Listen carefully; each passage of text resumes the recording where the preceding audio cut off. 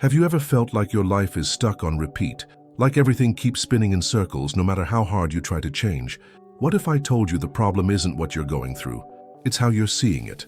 There's an uncomfortable truth that most people don't want to face. The simple act of paying attention to something, yes, just observing, might be feeding exactly what you want to avoid. Have you ever stopped to think that maybe everything you're living right now is the result of how you feel while you're observing it? Sounds a little strange at first, maybe even a bit crazy. But what if what we call reality is actually a reflection of our active imagination? Most people think they're just watching the world happen.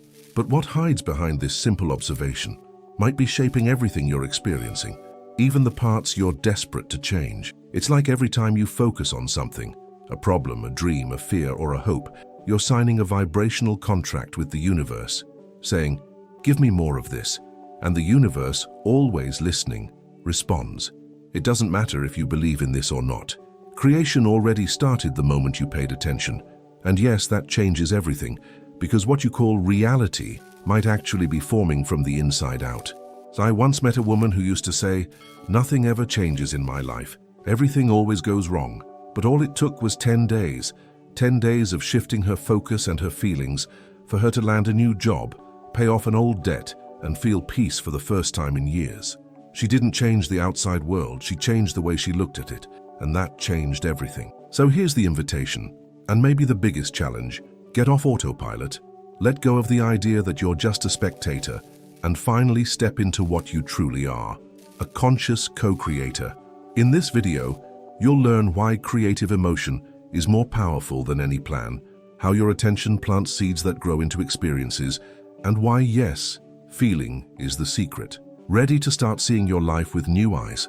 Most people think they're just watching life unfold, like they're sitting in the audience. But what almost no one realizes is that this so-called neutral observation doesn't actually exist. Every thought, every feeling, every moment you give something your attention, you're feeding it. It's like lighting a candle on an invisible altar. Whatever you focus on comes to life. And yes, that goes for both problems and miracles. Picture someone who complains every single day about not having enough time. They think they're just stating facts, but without noticing, they're shaping a reality around lack. That repeated focus, mixed with the creative emotion of frustration, becomes a magnet for more delays, more stress, more exhaustion. That's how observation turns into creation. And the wildest part, they have no clue they're using their imagination to keep that unwanted reality alive. Neville Goddard once said, "You live in the end whether you like it or not, and the end is whatever you feel to be true inside you." So when you look at your life as if it's some fixed reflection, you're denying your power of conscious creation. But what if what you're seeing is just the rough sketch? What if your focus is actually the brush that's shaping the next version of your world? Every time you place your attention on something, it's like dipping your brush in a new color and painting more of it. Reality isn't a finished painting. It's alive, flexible, and completely responsive to your focus. If you wake up and immediately give your energy to stress, your whole day starts tinted with anxiety. But if you start your morning with gratitude or a clear mental picture of what you want, the entire tone shifts. Attention creates reality, even if nobody ever taught you that in school. It's like the story of two people going through the same financial hardship. One only sees scarcity, overdue bills, fear of the future. The other sees an opportunity to grow, starts learning about investments, new skills, maybe even spiritual tools.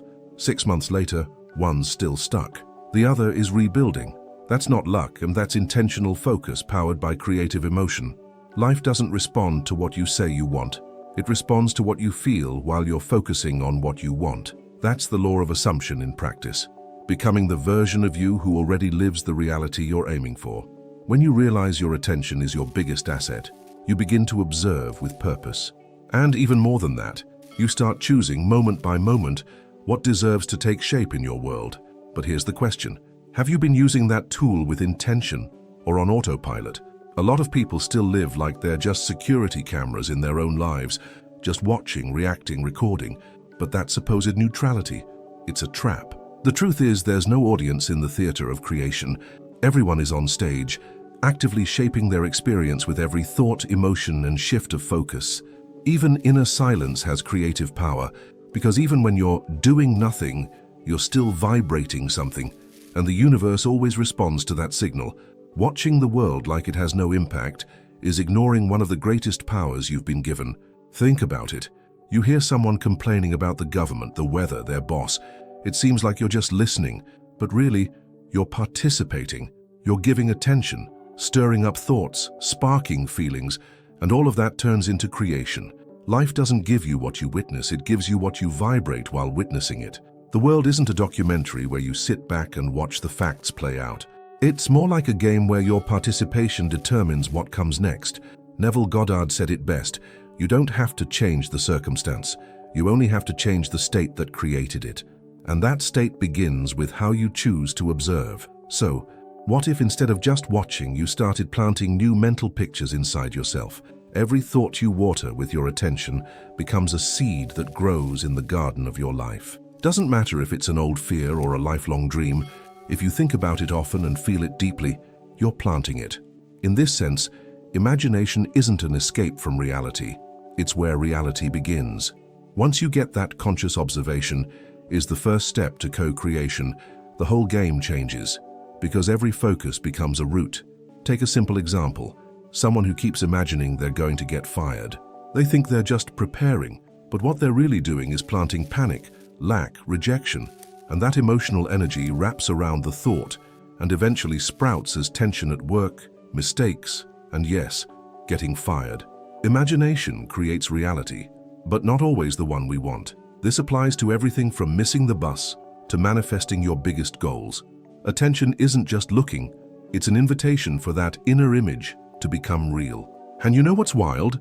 A lot of us are using our imagination to keep alive exactly what we want to go away. Instead of living in the end and picturing the solution, we keep rehearsing the problem, replaying scenes we don't even want. But what if today you started imagining something new and feeling it like it's already here? Thinking is planting, but feeling is watering. Without emotion, your inner image stays a sketch. It's feeling that gives it shape, texture, and real presence. When you feel something deeply, your vibration lines up with what you imagined, and that's when the magic starts. What seemed like a simple thought begins to show up in real life because the universe answers how you feel, not just what you say. Want a clear example? One person visualizes their dream home like they're filling out a form, cold, detached. Another closes their eyes and smells the coffee brewing in that kitchen, hears laughter in the living room, feels the texture of the walls.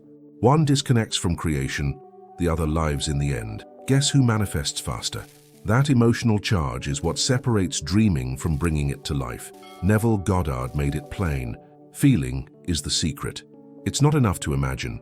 You have to embody that scenario with faith, gratitude, joy, or even relief. Your emotional frequency is the bridge between the unseen and the seen. So next time you visualize something, don't just picture it, feel it like it's already yours.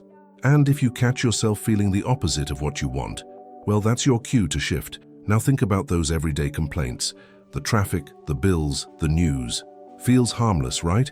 But every time you zoom in on something negative, especially with emotion, you're actually watering it. It's not punishment, and it's pure creation. You're not just seeing the problem, you're expanding it with the full force of your active observation. And the universe, being the good listener it is, sends more of the same. It's like tuning into a radio station. You set the dial to scarcity, and suddenly your world is playing nothing but news, songs, and messages about more lack. Some people live tuned into pain, without realizing their creative persistence is working against them. They focus so much on what's missing, what's broken, or what's scary, that their imagination keeps looping that same old movie. And before long, they're reliving it all over again. Here's the key. Noticing something isn't the same as solving it. Just observing the problem doesn't fix it, it fuels it. The law of assumption doesn't respond to logic, it responds to frequency. So the moment you catch yourself locked onto something you don't want, that's your exact opportunity to pause, take a deep breath, and steer your attention in a new direction. That's where the big shift happens. When you realize you don't have to stay stuck in what you see.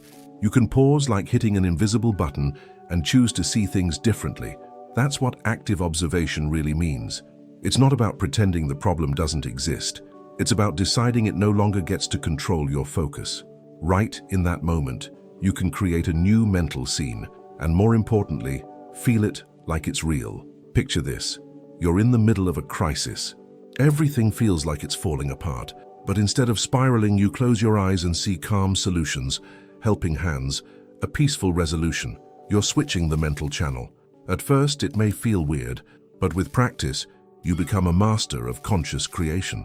That's the difference between surviving life and designing it. One powerful tool: create a mental anchor, a simple image that captures your desire already fulfilled. It could be you signing a contract, getting that text message, or holding hands with someone you love. Every time something unwanted shows up, go back to that image. Live in the end, even if the middle still looks messy. And the more you do this, the more natural it becomes to reshape your reality in real time. Each moment offers a hidden choice. Keep reacting or start creating. Most people stay on autopilot, stuck in old patterns without even realizing it. But one moment of clarity is enough to turn everything around. When you choose, with intention, to focus on what you want, even if it still feels far away, you begin rewriting your life from the inside out. That's the law of assumption in action, stepping into the new world before it appears. Think of someone who wants a new job. Instead of drowning in daily complaints about the one they have, they start imagining the new routine, a better work environment, a sense of purpose, peace. Every day they reinforce that image with creative emotion, even if no one else sees it. And little by little, interviews show up, new ideas pop in, and doors start opening. What once felt far away gets closer, because they chose where to aim their attention. Reinventing your life doesn't require miracles. It requires intention. It means that instead of reacting to what you see, you start planting what you actually want to experience. And that applies to everything: relationships, money, health, purpose. Conscious co-creation is this subtle dance between imagination and creative persistence. But to make the invisible inevitable, you've got to repeat it, with faith and presence. Creating a new reality isn't about forcing things, it's about repeating from a place of alignment. Creative persistence isn't stubbornness, it's consistency with meaning. It's like watering a plant every day. You might not see the sprout at first, but you know it's on its way. The same goes for attention, plus imagination, plus feeling. When you make this a daily rhythm, you're growing roots in the unseen. And then, out of nowhere, what you felt starts to show up. A lot of people quit too soon because they don't see instant results. But the real secret is keeping your inner state aligned with the outer world you want to create. Neville Goddard talked about this when he said to live in the end, to feel yourself already there before you arrive. It's not pretending, it's preparing your vibration. People who get this stop flipping between hope and doubt. They stop planting and then digging up the seed the next day. Here's a simple tip. Take 5 minutes a day to close your eyes and mentally relive the scene of your desire already fulfilled. Do it in the morning, before bed, or even on a coffee break. Make it a habit. Not like someone begging, but like someone confirming. Because the universe doesn't respond to attempts, it responds to maintained states. So, what if you finally embrace the role of the artist of your own life? Life isn't a static mirror, it's a living canvas.